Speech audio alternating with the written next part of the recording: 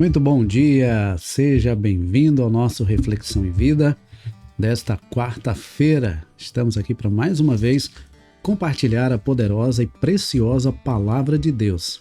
Essa palavra que é viva e eficaz e mais cortante do que qualquer espada de dois gumes, capaz de penetrar a divisão entre alma e espírito, juntas e medulas, e discernir os pensamentos e intenções do coração. Nosso objetivo é trazer sempre uma mensagem de fé e esperança para o seu coração. É por isso que de segunda a sexta-feira nós estamos aqui todas as manhãs trazendo uma palavra do trono de Deus para o seu coração. E deixa eu aproveitar e te dar um aviso importante. A partir da próxima segunda-feira, se Deus permitir, nós estaremos retornando ao horário das 6h30 da manhã. Então, essa semana ainda estaremos aqui às 6h57, mas a partir da próxima segunda-feira nós retomaremos ao horário das 6h30 da manhã, facilitando aí para algumas pessoas, alguns irmãos que acordam e enquanto estão se preparando para o trabalho, enquanto estão tomando seu café, estão ouvindo a palavra de Deus, tá bom? Para você não perder nenhuma novidade, é importante que você se inscreva aqui no nosso canal e ative o sininho das notificações, porque aí, todas as vezes que tiver um conteúdo novo, você vai ser notificado, tá bom? E eu queria agora que você compartilhasse o link desse programa aí nas suas redes sociais. Compartilha aí no status do seu WhatsApp, envia aí para os grupos que você participa e para pelo menos uns 10 contatos no privado, convidando essas pessoas para nessa manhã receber uma mensagem de Deus para o seu coração, tá bom? Bom, vamos então para a nossa reflexão de hoje. Hoje nós vamos refletir no Salmo 139. É um salmo que fala sobre a onisciência e a onipresença de Deus.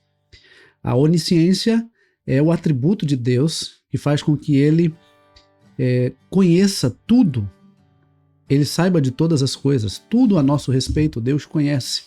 Ele conhece todas as coisas, ele tem ciência de todas as coisas. E o outro atributo é a onipresença, é estar em todos os lugares ao mesmo tempo. Então esse salmo vai falar sobre isso e nós vamos então refletir no Salmo 139.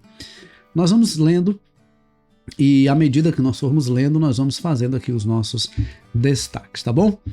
Bom, Salmo 139 é um salmo de Davi e ele começa dizendo assim: Senhor, tu me sondas e me conheces. Sabes quando me sento e quando me levanto? De longe conheces os meus pensamentos. Observas o meu andar e o meu deitar e conheces todos os meus caminhos. A palavra ainda nem chegou à minha língua e tu, Senhor, já a conheces toda. Tu me cercas por todos os lados e pões a tua mão sobre mim. Tal conhecimento é maravilhoso demais para mim. É tão elevado que não o posso atingir.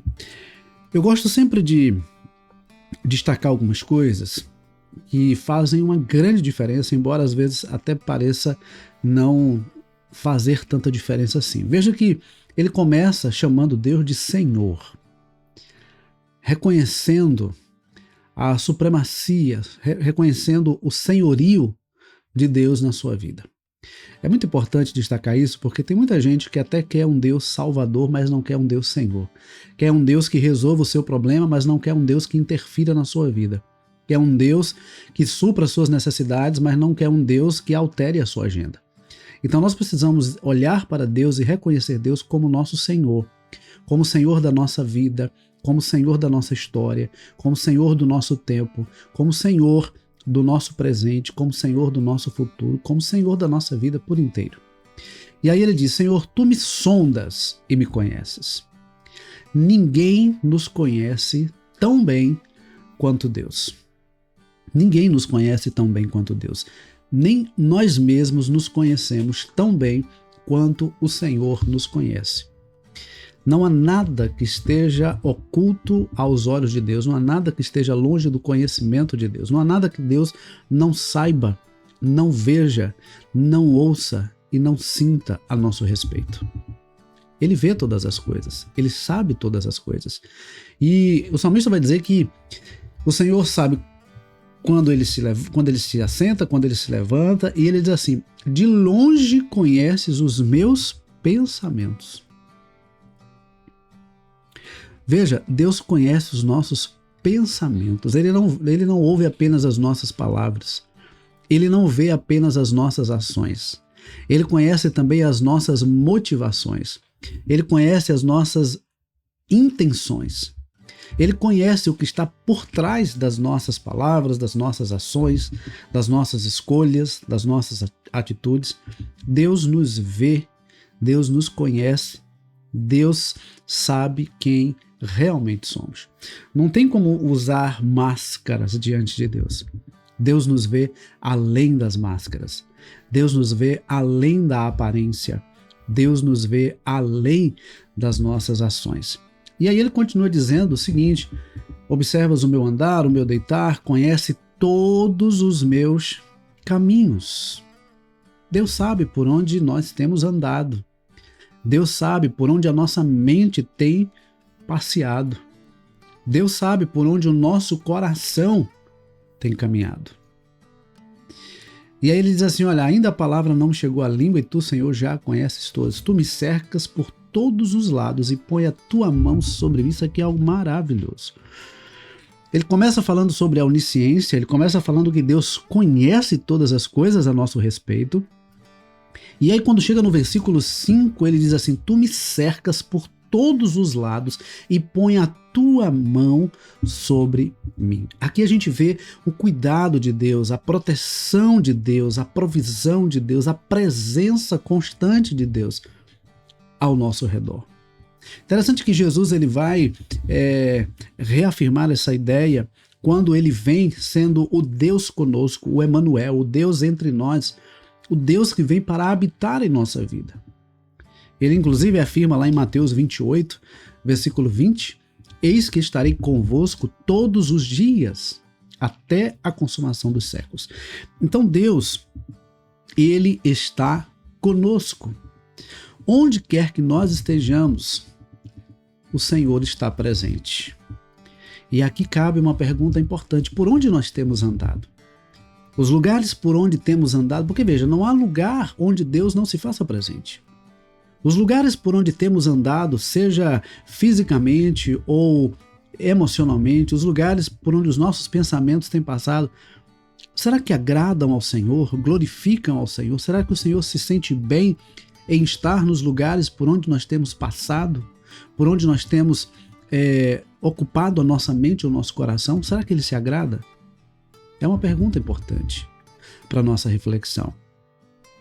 O Senhor ele está conosco, Ele está nos protegendo, Ele está cuidando de nós em toda e qualquer circunstância. Nós não podemos nos descuidar dessa verdade. Há um outro detalhe interessante, que quando o salmista diz assim: olha, tal conhecimento é maravilhoso demais para mim, é elevado que eu não posso atingir. Ninguém consegue compreender completamente todas as coisas, porque Deus sempre nos surpreende. Deus sempre nos surpreende. Isso é maravilhoso. E aí ele continua falando sobre a onipresença de Deus, a partir do versículo 7 até o versículo 12, quando ele diz assim: para onde me ausentarei do teu espírito? Para onde fugirei da tua face? Se eu subo aos céus, lá estás. Se faço a minha cama no mais profundo abismo, lá estás também. Se tomo as asas da alvorada e me detenho nos confins dos mares, ainda ali a tua mão me guiará e a tua mão direita me susterá. Se eu digo, as trevas com certeza me cobrirão e a luz ao redor de mim se fará noite, até as próprias trevas não te serão escuras, e a noite é tão clara quanto o dia. Pois para ti as trevas e a luz são a mesma coisa. Não há lugar para onde possamos ir e fugir da presença de Deus. Deus está em todos os lugares. E aí a gente vê esse atributo da onipresença de Deus. E o fato de saber que Deus está em todos os lugares te conforta ou te preocupa? Te acalenta ou te inquieta? O fato de saber que Deus está em todos os lugares te tranquiliza ou te preocupa? Há pessoas que dizem assim, não, eu estou em tal lugar, ninguém me conhece, ninguém está me vendo, eu posso fazer tal coisa, eu posso agir de tal forma. Mas não há lugar para onde possamos ir que consigamos fugir da presença de Deus. Ele está em todos os lugares. E é interessante que no versículo 10 ele diz, ainda ali a tua mão me guiará e a tua mão direita me susterá. Saber que Deus está em todos os lugares deve tranquilizar o nosso coração, deve fortalecer o nosso coração, deve acalentar a nossa alma, por saber que nós não estamos sozinhos. O Senhor está cuidando de nós. Em todo e qualquer lugar por onde passemos, o Senhor está cuidando de nós. E aí, a partir do versículo 13, ele vai dizer assim, pois tu formaste o meu interior, tu me teceste no ventre de minha mãe. Graças te dou, visto que de modo assombrosamente maravilhoso me formaste. As tuas obras são admiráveis e a minha alma o sabe muito bem. Os meus ossos não te foram encobertos quando no oculto fui formado e entretecido como nas profundezas da terra. Os teus olhos viram a minha substância ainda informe, ainda sem forma. E no teu livro foram escritos todos os meus dias, cada um deles, escrito e determinado, quando nenhum deles ainda existia. Que preciosos para mim, ó Deus, são os teus pensamentos, e como é grande a soma deles. Se os contasse, seriam mais do que os grãos de areia. Quando acordo, ainda estou contigo. Sabe o que a gente aprende nesses versículos 13 a 18? Que ninguém é fruto do acaso, ninguém é acidente de percurso, porque a vida é um dom de Deus. Ainda que de repente você não tenha sido planejado pelos seus pais, ainda que de repente você não tenha sequer sido desejado por eles, você e eu só nascemos porque Deus tinha um propósito na nossa vida. Nenhum de nós é acidente de percurso. Nenhum de nós é acidente de percurso. Deus não erra. Deus não se confunde. Deus sabe o que faz. Se Ele nos permitiu nascer é porque Ele tinha um propósito na nossa vida e através da nossa vida. Então, mesmo que alguém um dia tenha dito que você não foi desejado, você não foi planejado, ou de repente você se sentiu assim, de repente você se sentiu rejeitado, preterido, abandonado, esquecido. Deixa eu dizer uma coisa para você. Você não nasceu por acaso. Você nasceu porque Deus tinha algo para realizar na sua vida e através da sua vida. A vida é um presente de Deus. O fato de você estar vivo, o fato de você estar me assistindo nesse momento, é reflexo do cuidado de Deus. O fato de você poder todos os dias acordar é reflexo do cuidado de Deus, da bondade de Deus. A vida que você tem é reflexo das experiências que você viveu, e eu imagino que você possa ter vivido algumas experiências difíceis, algumas experiências até dolorosas, que de repente você até se pergunte onde é que Deus estava quando aquilo aconteceu comigo. Deixa eu dizer uma coisa para você. Deus estava cuidando de você. Prova disso é que você está aqui hoje. Prova disso é que você está aí, me assistindo nessa manhã, porque Deus tem cuidado de você, Deus tem sustentado a sua vida. Você não pereceu. O Senhor te sustentou, o Senhor cuidou de você.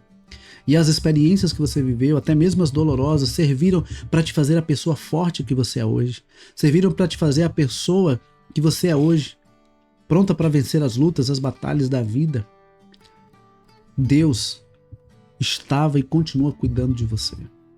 Então, nunca deixe alguém dizer e te convencer de que você é um acidente de percurso, ou que você é um ser indesejado. Você não é um ser indesejado. Você não é um acidente de percurso. Você nasceu porque Deus tinha um propósito na sua vida e através da sua vida. E aí, uma coisa que eu acho fantástico na palavra é que ela não esconde o lado negativo das pessoas. Não esconde o lado humano das pessoas. Porque às vezes a gente olha para Davi e imagina que Davi era um homem perfeito. Davi não era um homem perfeito. Prova disso aqui nos versículos 19 a 22 do texto do Salmo 139, Davi diz assim: como eu gostaria, ó Deus, que acabasses com os perversos. Afastem-se, pois, de mim, homens violentos. Eles se rebelam contra ti e, como teus inimigos, falam coisas ruins. Acaso não odeio os que te odeiam, Senhor? E não desprezo os que se levantam contra ti? Eu os detesto com ódio completo. Para mim, são inimigos de fato. Aqui Davi agora revela o seu lado humano, a sua natureza inclinada para o pecado.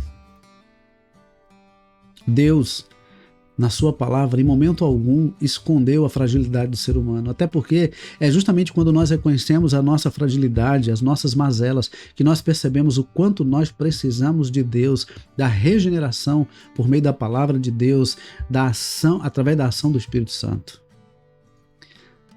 É Jesus quem abre esse caminho de volta para Deus, nos libertando da escravidão do pecado e da escravidão do eu. E através do Espírito Santo ele abre o nosso entendimento e nos faz compreender a verdade. Conhecereis a verdade vos libertará.